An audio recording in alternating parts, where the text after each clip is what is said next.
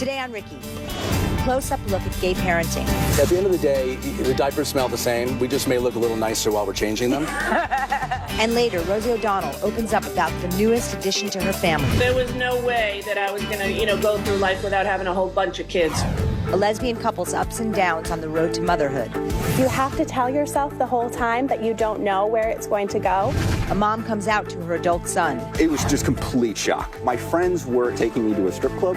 My mom wanted to come. And how being raised by two moms made him an internet sensation. Good parents are good parents, no matter what. On Ricki.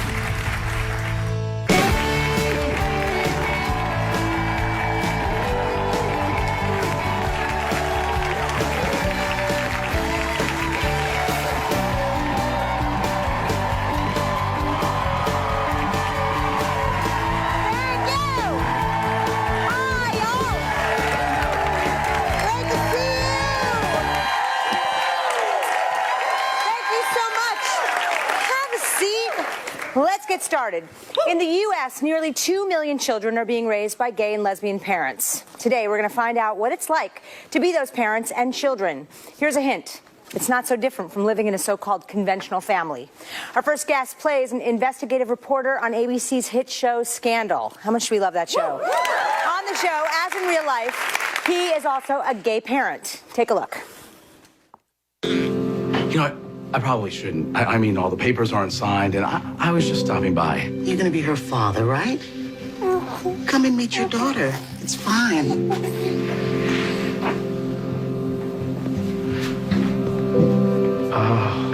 Would you like to hold her?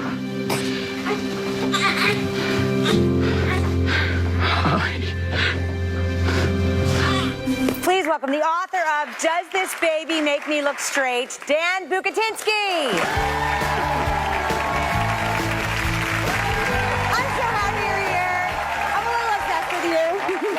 Likewise. Thank you. Great to have you. And have we ever really met? We did, and we're in through many of our... We never slept together. We didn't. We definitely did not sleep together. This close. I could tell. If you were straight, I would be even closer. Right. Okay.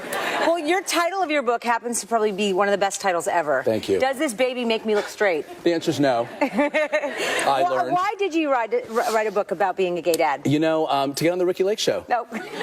Done. No. I've been writing for television for many, many years, and have been an actor for many, many years. And so I've always lived in the world of fiction. Mm-hmm. And I was asked to write an essay about the moment I knew my life will never be the same as a result of having a kid. And it was part of this show in Los Angeles called Afterbirth. And it was like 5 or 6 years ago. I love that title, too. Totally fun. And it was really cathartic. I was scary as anything to write that honestly and openly about the experience, about what it felt like, about my fears, about the ways... What was the moment? Was it when your child was born, or when you... The adoption process can be grueling at times, and it was daunting and exciting and scary and all that. And is there a difference being gay parents? You and Don Roos, your husband, was it? Do you find it different or more challenging for you? You know what? Here's what I say. Like, at the end of the day, the diapers smell the same. We just may look a little nicer while we're changing them. I really feel, especially after having written the book, the way I connect now with other parents, straight or gay, single, not single, no matter what, when you are a parent and you are dealing with getting up in the middle of the night, or the love you feel for your child, or the rage that they make you feel when they won't go to bed, all those things are the things that bond us. Mm-hmm. And I found that the process of writing the book was like an emotional ripping off of my man spanks. Right. It was like, for all these years, I'd sort of kept so much of it, like all my fears and all my neuroses, and worried that I'm not going to be the perfect parent. I kept it all in, and writing the book was really a way of just saying, guess what? This is what I may be crazy. I may not be doing it right, but this is how I've been doing it. Listen, you will never be the same after your kids say to you, smell my fingers. Oh, yeah. Let's talk about that. Your daughter, Eliza, she's 5? She's 5. No, she's 7. She's 8 now. She's 8 now, but when she was how old? When she was about 3.5, maybe 4. It's the opening of the book, so I won't give away too much.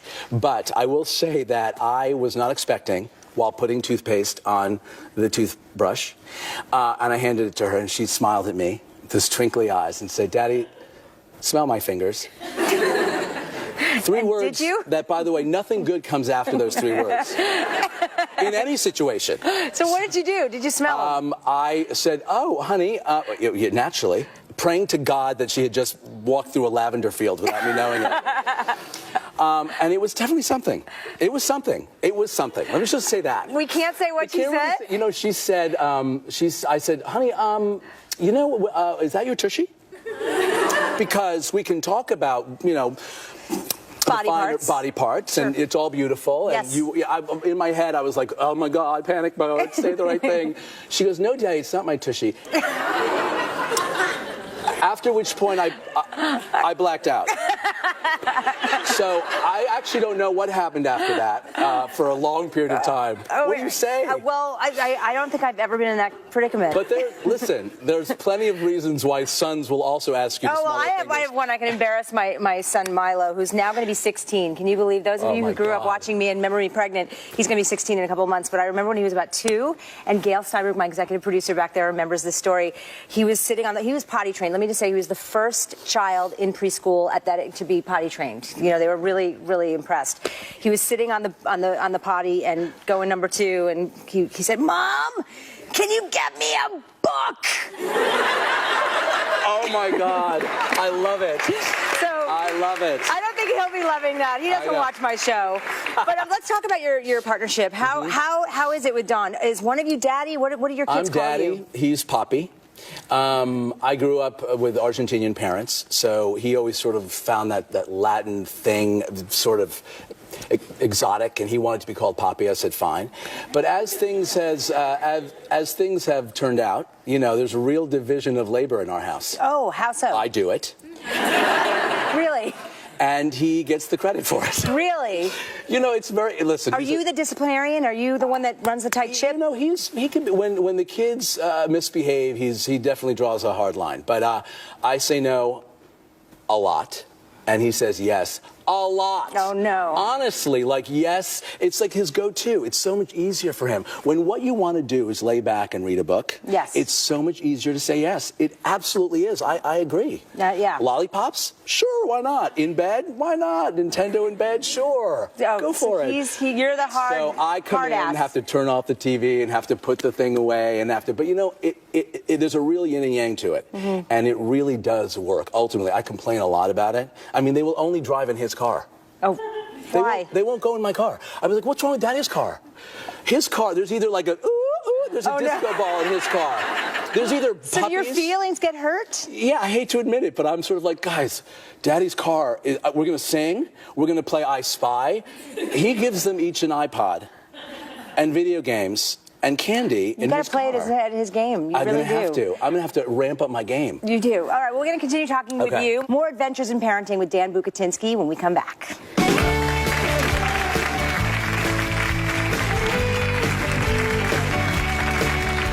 Coming up, the first birth mom that you were dealing with actually scammed you. They have all the leverage. Absolutely. So we were taking care of her during her pregnancy, and she had some stumbling blocks, but there were a lot of things that didn't make sense. And I realized that there was some forged paperwork.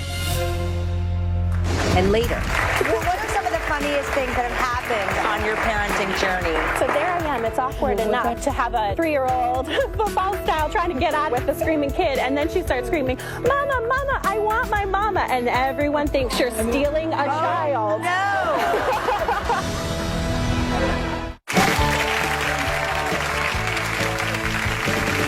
Today we are talking about misadventures in gay parenting, which it turns out are just like misadventures in straight parenting, except maybe funnier. I'm here with writer, producer, and star of ABC's Scandal, Dan Bukatinsky, and we're talking about his misadventures in gay parenting. Okay, we have to mention your son. Yeah. Jonah. Jonah's 5. Jonah's 5 now. When I was writing the book, he was just around 2, just starting to walk, toddle, run, and chase me with a sword.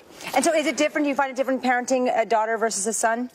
Yes. Because I don't know what that's like. Listen, we were excited we were having a girl. We were hoping that, in a way, we were hoping that Jonah would be a girl as well, because we knew what that was like. There was this big unknown that we didn't know about, you know, and neither one of us, shockingly, were that athletic. We knew we could teach our son about the joys of musical theater, but would we be able to play football in the backyard is the big question. And right around 2.5, when Jonah started to walk, he started to walk with a swagger that was very familiar to me. Having been beaten up as a child, and then bullying is something that's a whole other show that I know you've done, but I mean, I had suffered a lot as a kid, the bullying aspect, and a lot of it at the hands of these guys. I used to call them those guys who were athletic, who walked with a swagger, who were kind of, and Jonah sort of naturally, just at 2, genetically, like, had this kind of vibe, and I had this nervousness, this trepidation, like, how am I going to raise and love unconditionally one of them? And P.S., I mean, the most loving, the most tender, and the butchest boy I've ever met in my life. That is unbelievable. And it's been a real journey for me. I've had to, Don's still like, I'm not going outside. Really? I will teach him how to send fan mail to Julie Andrews, but that's where I draw the line. So has having kids affected your relationship or your sex life? Yes. We used to have it. And now you're roommates. And now we're roommates. No, you know what? It's very much like everybody else. There's obviously added stresses. It has been an amazing thing for our relationship. We were together for 12 years before we even had kids. Wow. We're now together 20 years. And so it has brought us together in a way that I never knew possible. It was like this joint, talk about being on the same page. Like, you literally have to stand on the same page with your partner because you don't have a choice. And that kid is, depends on you. Forever connected to both of you. But how did you come to get your children? We adopted. Right when I finally talked Don into taking the plunge. And was it you talking him into it? A little bit. I mean, it wasn't something we talked about right from the beginning, but there was a period of time right around 2002 that I started my campaign. Mm-hmm. And it took friends of ours who heard Don say, the happiest day in my life will be if somebody dropped a baby at my doorstep. And our friend got so pissed at him, she was like, that's not going to happen. A, your driveway is too steep. And B, that's not how it works. If that would be the happiest day in your life, go get your baby. Go get your baby. Well, I understand the first birth mom that you were dealing with actually scammed you. Yeah, I mean, here's the thing. Open adoption is a wonderful but also daunting experience. Mm-hmm. It is one where the expectant mother chooses the parent or parents or couple or family that's going to adopt. Mm-hmm. And it was a prospect that we liked very much. The story Well, you're a writer. So Yes. you wrote a beautiful glowing letter about the two of you. We wrote a good letter about who we were and how much we love sports. And no, we embellished a little bit. It did sound a little bit like come fly with us, like a cruise ship entertainment brochure. But when we finally met our first birth mom, it was on the phone, and she picked us. And you're really at they have all the leverage. Absolutely. So we were taking care of her during her pregnancy, and she had some stumbling blocks, but there were a lot of things that didn't make sense. And finally, I had to play a little bit of detective, and I realized that there was some forged paperwork. She was pregnant. She was pregnant. She was pregnant. And to be honest with you, she wound up placing her son with 2 guys, so she intended to. Because it really is, you are powerless in that situation, but you kept looking and you found another birth mom. And on my birthday that same year, I got a call from a young woman from Wisconsin who had fallen in love with the show Queer Eye for the Straight Guy and thought gays would be awesome dads. So if not Carson Kressley, then you guys. Exactly. He went to them first. So are you in touch with your birth mom? We are. I mean, one of the things about open adoption is that there's contact. You have a contact agreement. We have pictures of her and her other kids in our home. The story of how our kids came to be our family is not a secret. There's no shame involved in it. We always want them to know that you were being carried in the womb of this woman who knew always that you belonged that you needed to be with us. And so that's part of her story, and that's part of Jonah's story, and they both know it. They're going to wind up in therapy anyway. So I figured, why not also write a book about it to give them something to pay their therapist for. And I know you fight over doing your daughter's hair, you and your partner. Yeah, no surprise. I used to envy my sister when she used to have that Chrissy doll where you press in her tummy and her hair gets long. Yes, I had one of those. So we keep pressing Eliza's tummy and her hair doesn't get any longer. But we both really we fight over the brush. That's amazing. amazing. She hates it now. She's 8. She's like, get away. Honestly. I'll do it. Oh, it is so great to have you here. Thank really you. A pleasure talking to you. Don't forget to watch Scandal. We're already watching anyway on ABC for Dan's continuing storyline this season. Up next, meet 2 lesbian mothers who worried they might never achieve their dream of being parents, but fate had something else in mind. Their amazing story when we come back.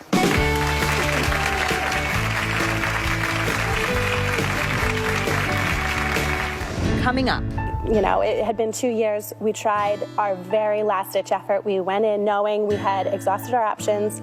I mean, she's our miracle baby. She's exactly the child that completed our family. And later, Rosie O'Donnell opens up about the newest addition to her family.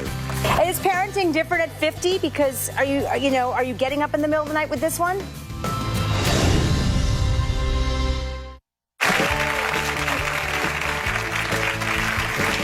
Welcome back. As soon as our next guest got married, they began trying to get pregnant. Considering they're both young, healthy women, they thought it would be easy, but it wasn't. Luckily, they also signed up to be foster parents and soon found themselves not with one healthy, happy baby, but 3. Please welcome Elise and Andrea. Oh, nice to see you all. What a beautiful family. Thank you. So, okay, what made you want to sign up to be foster parents? It was just a calling I always had. There's a huge need for it, and it was something I just knew I could do. It's not a job everyone can do because it requires that you take children into your home and you love them with your entire heart. And then you have to let them go. And be okay saying goodbye. Absolutely. I mean, it's just a hard job, but I kind of just knew in my heart I could do it. If I had to say goodbye, even though I loved them, I mean, gosh. So you were both on the same page? Yes. How long had you been together? 13 years. Wow, so you wanted to also have a biological child of your own. Which one went through the IVF? And you went through a lot to try to have your own child. Yes. We went through 2 years, basically, of only one summer stopping, where Elise did try a couple times. And I went through the 2 IVFs in 1 year, and it, just didn't work out for us. But I mean, we couldn't have asked for a better family. Yeah, tell us, how did you come to find these 3? And they are all biologically siblings. They're biological siblings, same birth mom. It was a crazy story in which we had spent a year getting licensed to be foster parents, and our requirements, you can say what type of children, how old, were wide open. Yeah, and you said whatever, you would take...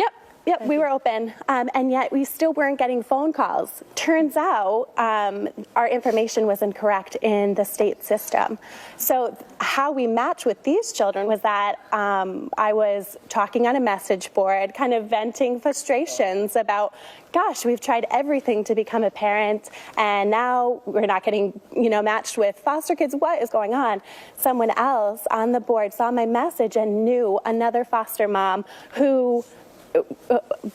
she was taking care of Ramon and Mariah at the time. She couldn't do it long term, but for whatever reason, the state couldn't find another home for them. So you stepped in. Bingo. It was fate. At that moment, do you know that they are yours? Do you get that feeling, even though they're foster children, do you know that this is meant to be your babies? You have to tell yourself the whole time that you don't know where it's going to go. Right. You have a wall, kind of, but I mean, open-heartedly accepted them and loved them unconditionally, whether they stay with us or not. And Ramon was 2? Ramon was 3, and Mariah was just 6 weeks old. And so how did you come to find Michaela? Well, once we were placed with the 2 children, we continued the infertility treatments, still kind of trying on that goal. But it had been 2 years. We tried our very last-ditch effort. We went in knowing we had exhausted our options, and we found out that it failed. Yeah. We did not get pregnant. 3 days later, the phone rings, and we found out Michaela was born.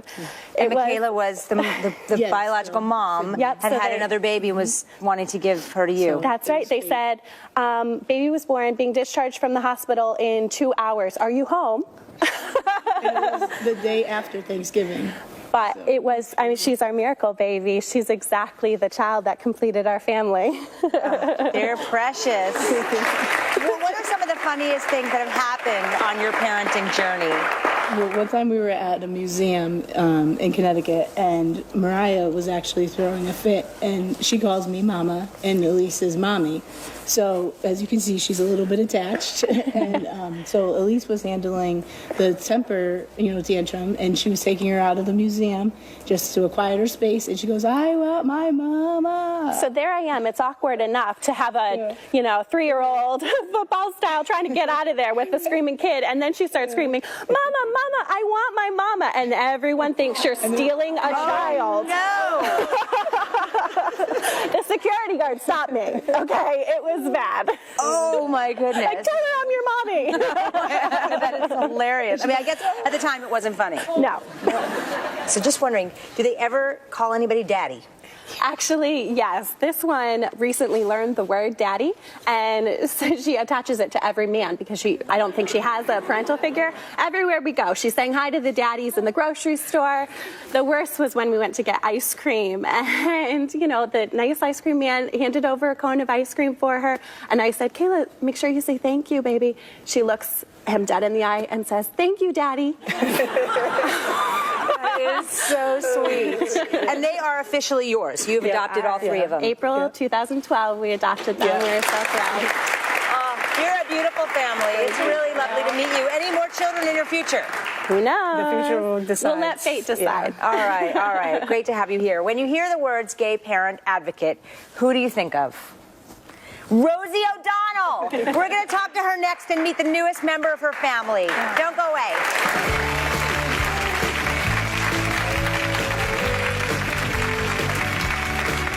Coming up, have perceptions changed, would you say, over the last 20 years with parenting and being gay?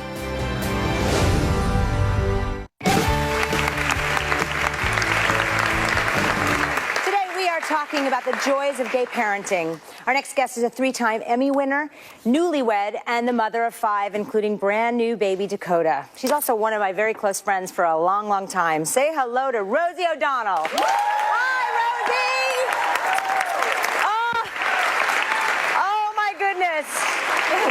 What a beauty. Thank you so much. I am not breastfeeding. I think it looks a little distorted. This is a new pot with the baby's skin and help bumping. Oh my! Well, I know no one loves newborns more than you, Ro.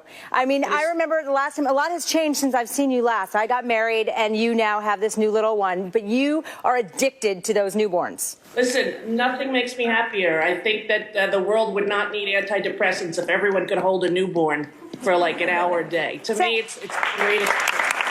And our oldest sons are very close in age. I mean, I remember when you got Parker. He's 17 now. Yes. Oh my goodness. How are you balancing it all with all your kids, all different ages? Well, 2 of them are away at school, Parker and Chelsea, and Vivi and Blake. Vivi's right here, and Blake is home, and they're thrilled to death. Hi, Vivi. Say hi, Viv. And is it nice, Vivi, to not be the baby anymore? Yes. She's the greatest helper, Ricki. You're not kidding. She's amazing. And how's Michelle? How's Michelle doing? Congratulations on your marriage. Well, she's opened the book. And now things that I should do, like it was icy. We took the baby to the doctor yesterday, and it was icy. And as I was taking her out of the car seat, Michelle looks at me real serious and says, "Are you sure-footed?" What does that mean? She's like, "Well, it's icy. I don't want you to drop her." I said, "I have 4 children. I've never dropped one." But the whole time I was walking, I'm thinking, am I sure-footed? Oh, my goodness. So has it changed your relationship? I mean, I know you were parenting the children that you have now, but this is, the baby now that you're all together and you're married. Has it affected your relationship? I think it's really merged us all together as a family in a different kind of way than we had before. I think, step parenting and coming into a family where there are 2 mothers already, and, Kelly is a partner, Ann, and then, so there are 4 mommies for these 4 children, and now with the 5th, it makes us more of a unit, a tight unit. And I met Michelle, she was trying to get pregnant. And one of the first conversations we had was about, how hard it was for her to get pregnant, doing a lot of IVF. And I knew her desire to be a mom was huge. So this is kind of the perfect answer to all of that many years of trying. Well, I have to say, you have a glow about you holding that little one. I'm so happy for you. Is parenting different at 50? Because are you getting up in the middle of the night with this one? Well, we have a baby nurse. She's only under 2 weeks now, but I will be getting up because you don't really have the choice, right? But, it is different at 50 in that I feel like it's a huge gift, and I'm not as panicked. And also to see the joy that it gives the person that you love most in the world, your partner, your spouse, to see the joy that it brings to her and to my other children. It's really... it's been an amazing experience. And Michelle's parents are over the moon, and they're hogging the baby. Well, Auntie Ricki is over the moon for you. Have perceptions changed, would you say, over the last 20 years with parenting and being gay? Oh, dear God, yes. when you think of where we've come from, back 20 years ago, and when I just got Parker, nobody was talking about gay at all. No, I remember them saying there's going to be this new show on TV where there's a gay guy living with a straight girl, and he has some gay friends, and it's going to be called Will and Grace, and I'm like, that'll never last, I mean, there was no mention of gay anything. There was Soap. Remember that with Billy Crystal? And, yes. And there was the show Love Sydney with Tony Randall that they canceled in 2 episodes. So, we've come a long way, I think, as gay people in society with acceptance and understanding and equality. And so I think it's much easier for this generation than it was for, my older children. You couldn't have done it. Wait, Dan Bukatinsky is here with me, Ro. Come here. Hi, Ro. Come here. Hi, Don and I were very inspired by you from the very beginning. I have to say that when we were talking about becoming parents and adoption in general, the conversation of Rosie O'Donnell was something that was always coming up. And I feel very much like that chain of inspiration is part of what allows 10 years to pass. We have to hand it to you. Really good. Absolutely. A lot of my friends had that moment in their, early 20s. Oh, do I want a parent? I was positive. There was no way that I was going to, go through life without having a whole bunch of kids. So the fact that I could inspire anyone else to do it, especially, Dan and Don are amazing. Their kids are little blonde pieces of perfection. And to think that I helped that at all is... And not only that with that work, but also the work you do with foster parenting. Yeah. It's amazing what you've done. And Rosie, I admire those women who were on before, and there are so many sibling groups. 500,000 kids in America are in foster care, 100,000 waiting to be adopted today. So bravo to you two ladies. Rosie, I love you. Thank you so much. I know how busy you are, and I really appreciate you taking the time to talk to us. Congratulations again on your beautiful, beautiful baby. Thank you so much. Say goodbye, Ben. Hurry up. Bye, baby. Bye, Blake. Thank you. Thank you for talking to us. Coming up next, a mom of 2 who came out as a lesbian at 46 and her son who wrote a comedy routine about it. We'll meet them when we come back.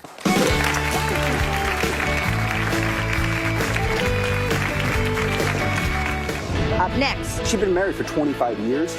Wait a minute, if she's been holding this secret for so long, who is What this else? woman? Right. Right. Like, what else is she? Is she a terrorist?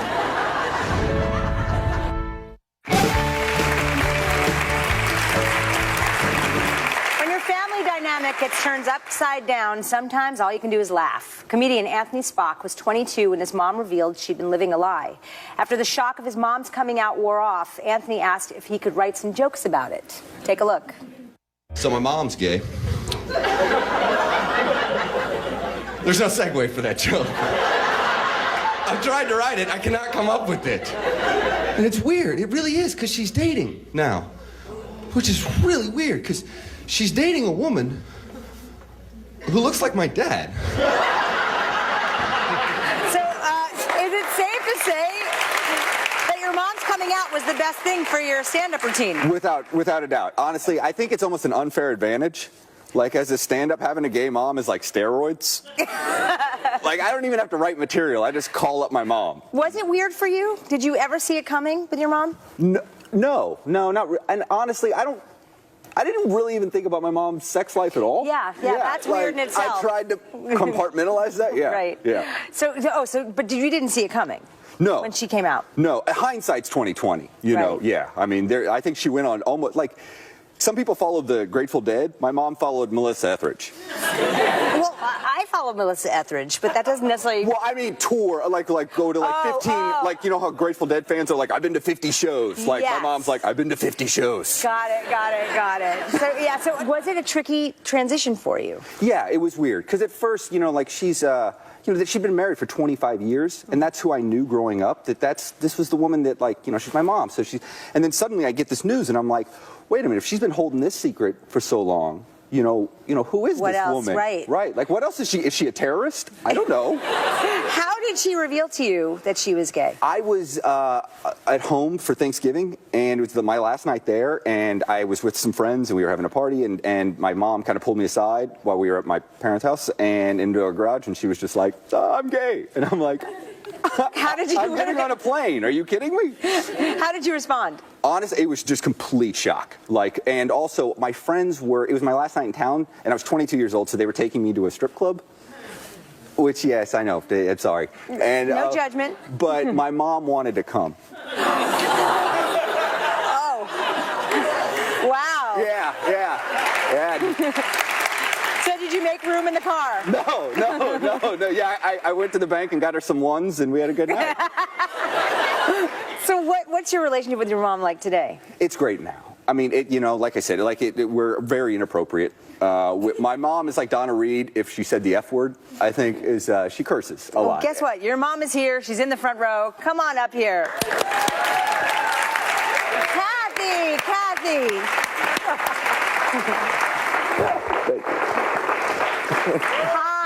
Hi. Nice to meet you. Welcome. So why did you wait so long to come out? Was it something you always knew, or was it something that just came to you at that point? I don't know that I always knew it, throughout all of my years of living before I brought it up, but I was in a good marriage. I had 2 children that I was focusing on, and that's why I waited. I wanted to make sure that they were both through most of their childlike ways and becoming an adult. So was it something that was nerve-wracking for you on that Thanksgiving to come out to your son? I took a leap of faith with that. I didn't think twice about it at that moment. I just knew that it needed to be done and was hoping that I, chose that the nothing right... would change. Exactly. And of course, nothing did change. But No. you are sort of, you're his material in his act. How do you feel about that? Oh, I love it. You do? Oh, yeah, because you know what? We have a great relationship. And he's never been hurtful, in words or actions or anything. So I wasn't leery of it by any means. So do you have any advice for parents out there that are struggling with coming out to their children? Be honest with them. You are who you are. So just trust in yourself and trust in how you brought them up. Sorry. No, hey, honestly, it took me a while to realize that. Like, at first I was like, okay, wait a minute, she's gay, so what does that change? And I realized, no, this is the same woman, the same supportive, caring, loving, inappropriate woman that I know. And nothing changed on that. I mean, nothing in our relationship changed. The only thing that changed, I guess, is when I would bring home girlfriends. Because, like, before, she'd be like, oh, she's so pretty. And I'm like, oh, thanks. And then after she came out, she's like, oh, she's so pretty. And I'm like, oh, wait. No, my girlfriend does not need a back rub, Mom. You can check out Anthony and Kathy's misadventures on his blog at mygaymom.com. What a title. Thank you both. When we come back, you'll meet a talented teen whose award-winning spoken word piece about his 2 moms has gone viral. We'll be right back.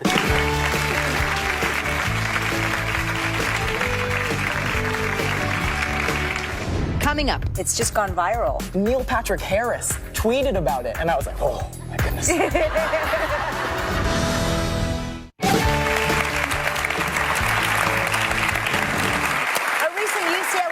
Found that teens raised by lesbian couples tend to do better in school and lead happier lives overall than kids raised by heterosexual parents. Interesting, huh?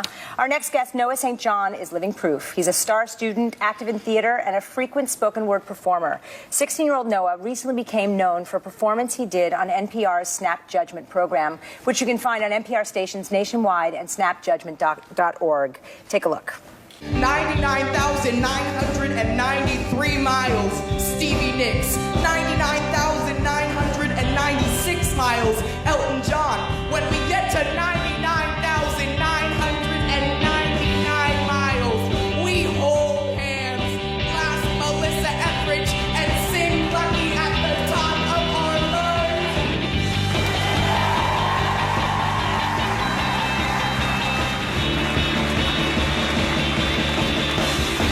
Oh, it's so awesome. Noah is here with his moms, Robin and Maria. Nice to see you all. All right, Noah, tell everybody what your piece is about. So my piece is about this experience that I had as the child of these 2 wonderful parents. And it was an experience where I thought I was going to be told that my parents were getting divorced, and I was instead told that they were going to stay together.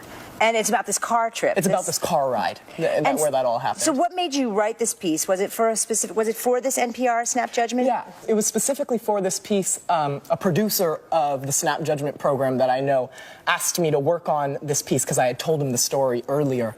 And so I developed it around that. It's amazing. What did you think when you saw him perform this? I was blown away. I mean, the first time I saw him perform it was when he was writing it and memorizing it and pacing around in the kitchen. He works really hard on his writing and his performance. And so I knew it was amazing. We had had the opportunity to see how hard he worked on it and see him develop it. And when I heard it first on the radio and then saw it visually, it was like seeing something come from a whole other realm. It must take your breath away. And, you know, the reaction that there's been from this, it's just gone viral. How does that make you feel? And what do you have to say about being the product of two women? Oh, yeah. Ooh, a lot to say on that. I would say it's great. I think that growing up in a lesbian family has been nothing but a gift to me. I feel more open to every possibility in the world, and I think that it's really similar. Good parents are good parents, no matter what. And this video going viral has been an insane surprise. Neil Patrick Harris tweeted about it, and I was like, oh, my goodness. You've gone to heaven.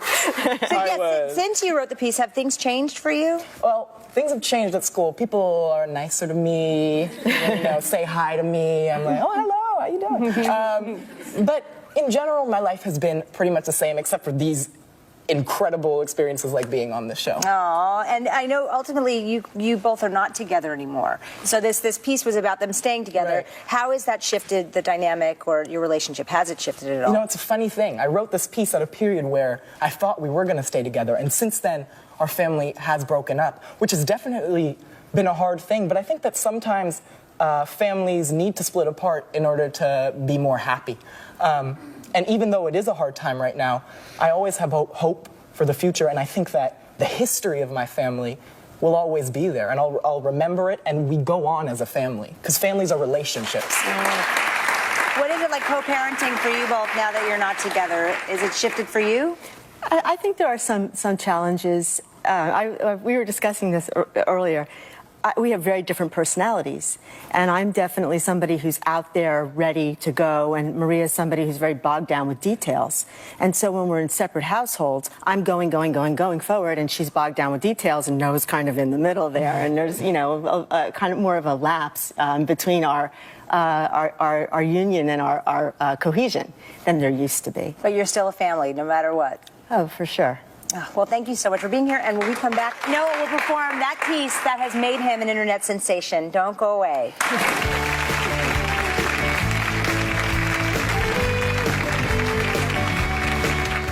If you'd like to come to a taping, go to therickylakeshow.com and click on Be an Audience Member.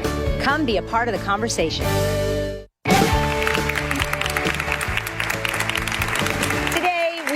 About what it's like to be a gay parent or the child of one. Noah St. John has captivated audiences all over the world with his spoken word piece, The Last Mile. And now, here to perform it for us. Take it away, Noah.